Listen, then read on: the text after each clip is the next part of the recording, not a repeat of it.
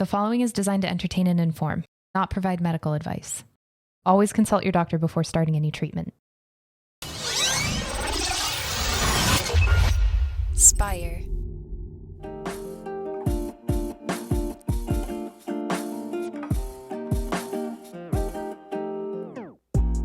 Welcome back to the Kidney Stone Diet Podcast, the show about reducing your kidney stone risk and living your best life. I'm your host and fellow student, Jeff Saris. And I'm Jill Harris, your kidney stone prevention nurse. And here we are in person. We may have recorded one already that we are going to scrap, but if you're watching on YouTube, you see that it's a little different. You're seeing sort of the same shot in Jill's place, but we are both here in person, which is really fun. Always we love being this. in person, folks. Yeah, when we have the opportunity to do this, it's awesome. It changes it up, you know? We don't get to see each other. We see each other face to face, but through the camera lens on the computer. So it's always fun to see you. I love it. And, and Amara's here too. She takes care of all the things in the background for us. And so You have to say hi, Amara. Waving to us and not to the camera. But she's back there. You might hear her, just little chuckles here and there. But yeah. So how have you been? I've been great. I mean, the weather's been a little chilly. I mean, let's just say, May has been friggin' moody, no? It is wild. And I know whenever we start talking about random things, people are like, oh, Jesus, when is she going to get to the kidney stone stuff? Just hold on, okay? Because we're visiting. Forget about you. And also subscribe, too, by the way.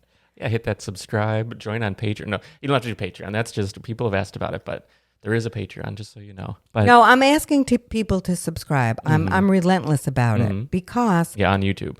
Yes, on YouTube, because over 60% of people are watching, but they're not pressing the red button. And I'm just asking, it ain't hard, folks. And this way, when people are looking for kidney stone information, they find us. And it's credible information, for the most part, anyway.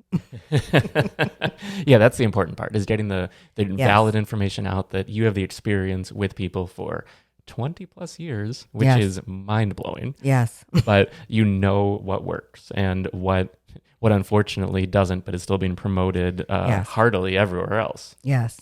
And, the information that's put out there that is wrong is just causing more frustration and more overwhelm for people when there's plenty of credible information on the internet. Okay, so you just have to find it. So by pressing the subscribe button, you can get good information. Yeah. And that's it's so it. helpful. I'm not going to talk about subscribe for the rest of the show, I promise, but do it. Maybe once or twice. Maybe. But yeah, and even leaving comments below, everything, any engagement with it helps a lot because we want to reach as many people. And when you share it with your friends, someone who you might know who needs to have this information, it means a lot. So thank you so much. I swear to God, whenever I'm out and about town, I always meet people. Oh, what do you do for a living? I do kidney stone prevention. Oh my God, my uncle Carl, he's had blah, blah, blah. Everybody knows somebody who's had a kidney stone. So it's just, but even if you didn't have a kidney stone and you happen to stumble upon us, what we're talking about here is a healthy diet for everybody. And this is why we can talk about it so passionately and so long, because asking people to lower their added sugar and salt is good for every kind of medical condition and just for overall health. So there you go. Yeah, absolutely. Do we have a caller? Yeah, we have a question that we will queue up right now. Okay. Hi, Jill and Jeff. My name is Sherry, and I'm from Richmond, Virginia. I just experienced my second kidney stone about a month ago, and having done some reading, realized that I was accidentally on a high oxalate diet, which included green tea and black tea pretty much all day long. I'm wondering if the amount of time that you steep the tea affects the amount of oxalates in that cup of tea. So if I steeped the tea for a shorter period of time, would that reduce the oxalates? Because it seems like tea has a pretty broad range from low to really high when I've seen it in everybody's charts. Thanks so much. Love the podcast. Well, Sherry, I'm going to tell you what, the fact that you had 2 stones, I'm sorry about that. I don't want anybody to have any stones. So let's go. Tea. So is it tea that causes kidney stones, or is it how Sherry drank her tea, quote unquote, all day long? So this is the problem with the oxalate. It's not just because you had a couple of high oxalate foods. It's what you were doing all day long. So drinking tea all day long is definitely going to be a higher oxalate diet.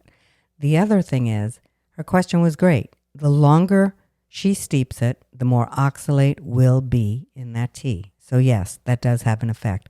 New England Journal of Medicine did study green tea and tea in general, and they studied the steep times. The longer it was steeped, the more oxalate was in the tea. So, Cher, you could have your green tea. You could even have black tea. Keep it to a cup or two a day. And normal cups, think Norman Rockwell, okay? Not Starbucks, okay? 1952 diner cups of tea. Not I need a friend to help me bring the tea out from the Starbucks, okay? A cup, okay? So you have 1 or 2 cups a day. And even if you do steep it a little longer because you're not drinking it all day long anymore, no problem. Plus, you should be getting calcium every day, so that's going to help the oxalate as well. Green tea is known to be lower oxalate. Black tea is one of the highest oxalate. There's hundreds of teas. Has Harvard or anybody else studied every single tea? No. So all teas, 1 or 2 cups a day, get your calcium needs met, and you will have no problem with oxalate. And hopefully all the other aspects of the diet, so you don't have stone number 3. That's my goal for you, Sherry. Yeah, and what are those calcium needs? Calcium. For women who no longer get their period, 1,200 milligrams of calcium a day. If you still get your period, 1,000 milligrams of calcium a day. Up to, not over. She said 1,200. Let's do 1,500. Don't do that. We don't absorb calcium that great anyway. So go up to your goals. Even if you're a little short, that's fine. For men, we want you to get up to 1,000 milligrams of calcium a day. We want you to get it throughout the day, never more than 500 milligrams at a time, again, because of absorption. And that's how you lower urine oxalate. And also, that's how you don't get bone disease. So you want to get your calcium needs met. It's very important. And I've never worked with a person that says, I get plenty, shut up, Jill. Nobody in 25 years almost has said to me, I get enough calcium. Nobody does. Nobody thinks about it until a doctor tells them they have bone disease or now they have a kidney stone. So you need your calcium, folks. It does not have to be from dairy. At kidneystonediet.com, our website, you can go to the blog and you can see many ways to get calcium, non-dairy and dairy. The end. Yeah, and I like when you also say that we have a skeleton that we need to feed as well. Yes. Because that's something I never thought of before. Well, nobody does. And here's what gets me hot. Not that anybody asked, but I'm going to tell you. Why is it that no one is saying anything to us about calcium until we have a medical condition? And now we can't undo 5 decades of not getting calcium. We already now have bone disease. We can slow the progression of it, of course. And with weight training, we can really do a good job at maybe building a little back up. But gosh, people, we need our calcium. And no one is telling us that until it's already too late or we have a problem. So it's very important. Very passionate about that piece. Same thing with salt. Jill, I didn't have no high blood pressure. So I didn't have to worry about salt, or I don't have heart disease, or, sugar. I don't have diabetes. Why do I got to worry about it? Well, those things can cause too much calcium to come out in your urine. When you have too much calcium in your urine, that can increase your risk for kidney stones. So I make this stuff kind of fun and we have a good time doing it, but it is complicated, guys. And this is why I also ask you, please get a 24-hour urine collection, because what you think caused your stones may not have been the case. And you need that so you can find out. Yeah, absolutely. Yeah. That's such an important place to start. And when you get that urine collection, there is the urine analysis on the website, which Jill will help you break down and understand what those results actually are, because that's always an added challenge, an added piece that people don't necessarily get. That service is invaluable. You could say, well, yeah, girl, you're making money. No, listen to me. It is invaluable, because if you can stop making kidney stones, you're going to save thousands and thousands of dollars, not to mention being sick, going through that pain, time off work, etc. But what that consult will help you with is I will break down the lab report and get you talking points. So when you go to your doctor's office visit, you'll know exactly what to bring up, because you don't know what you don't know.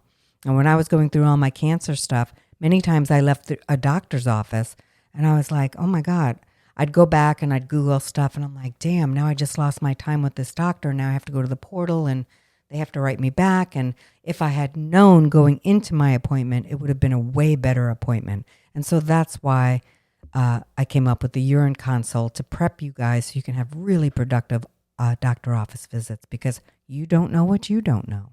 So it's really important, that service, honestly. And it's priced very cheap for what you're getting. I promise that. I promise that. Absolutely. It's very valuable. And there's also the free resources on the website too at kidneystonediet.com. And there's specifically the one about having a better doctor's visit. So on top of it, there's just the questions you need to ask and what you need to know going in. So you can find all of that at kidneystonediet.com. And if you want to dive deeper, join the prevention course, the accountability calls, and really take control. The course is on sale, $40 off still. We're taking it off sale soon. So I don't know what time it is by the time you see this video, but check the website at kidneystonediet.com, the course. Yeah, and thank you again for watching. Thank you, Sherry, for your question. If you have a question, the number is 773-789-8763, and we'd love to feature your voice on a future episode. I love hearing everyone's voice. It's so nice to integrate the community. Yes, we do. We like building a community. We're all part of that. So, Sherry, thank you. And no more stones for you, sissy. Yeah, absolutely. Well, that'll be it for this week, and we will see you next time. Thanks again. Bye, Sherry.